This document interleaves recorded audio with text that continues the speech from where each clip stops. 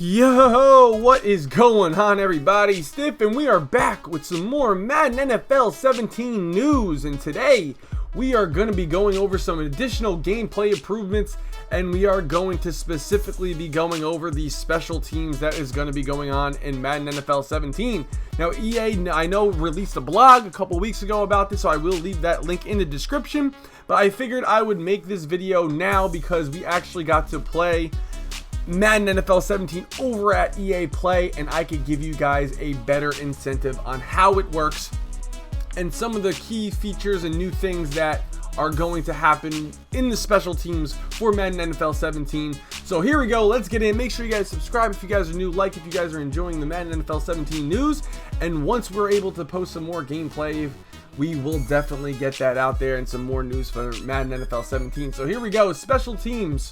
So special teams hasn't really been much of a change in prior years. You know, they changed the kicking meter a couple times. They do some different things here and there, but in this year's Madden, they're definitely going to be changing a lot of things for special teams. Special teams in Madden was a large non-factor last year.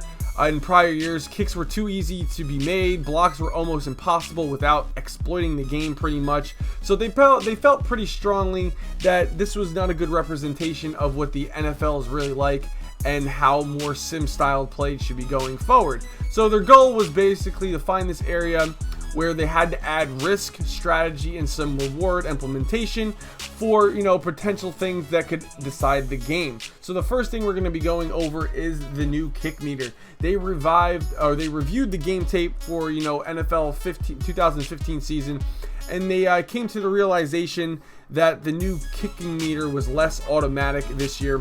So they felt like they needed to add more challenge than just flicking the stick down and then flicking the stick up while just aiming it with the left joystick and then leaving it alone.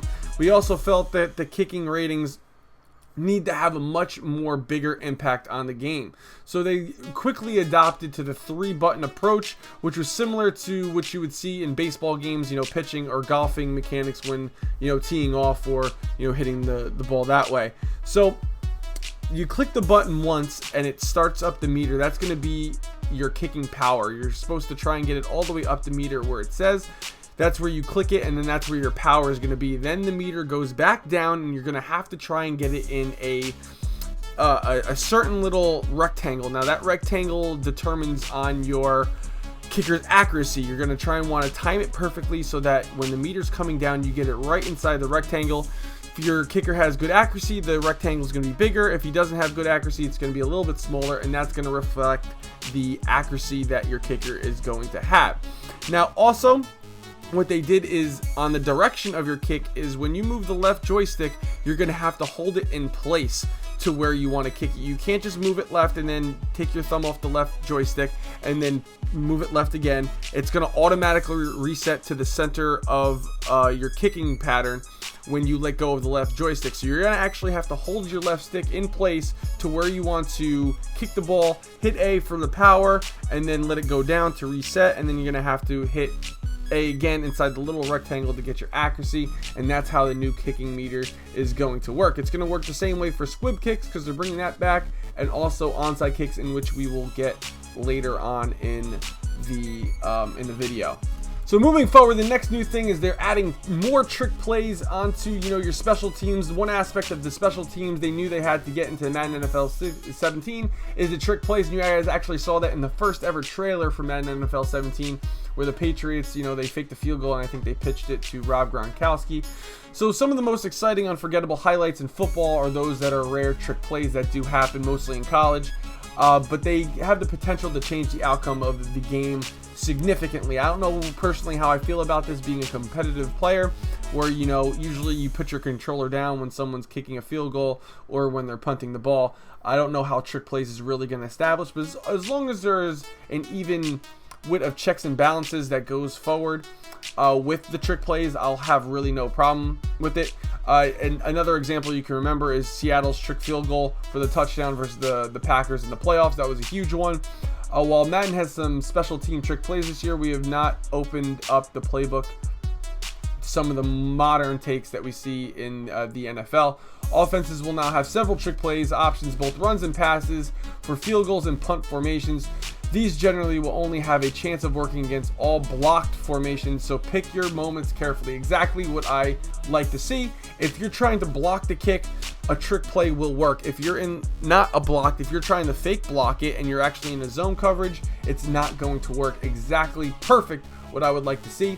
And now here, implementing the third thing that they did for special teams is blocking kicks, which is definitely a gray area that I find in the game. If someone could really learn how to exploit this and get it every time, that will be a big no-no. So what they did in Madden NFL 17 is they allowed some of the formations for blocking the kicks to actually have a chance at blocking kicks legitly. So basically what you're going to see is when you get into a formation, you pick a play to block a kick, you're going to see a couple of red B's over some of the defenders that are in the 4 position, and basically that means those are the only players that could come in during this time, and you're going to have to try and time it perfectly, because once the your opponent calls hike and goes for the field goal / punt, that's when you're going to have to hit right trigger and try and speed boost. You actually get a little speed boost because you're getting rewarded through the line. You don't get it every single time. This is something that I have to make adamant. You do not get it every single time.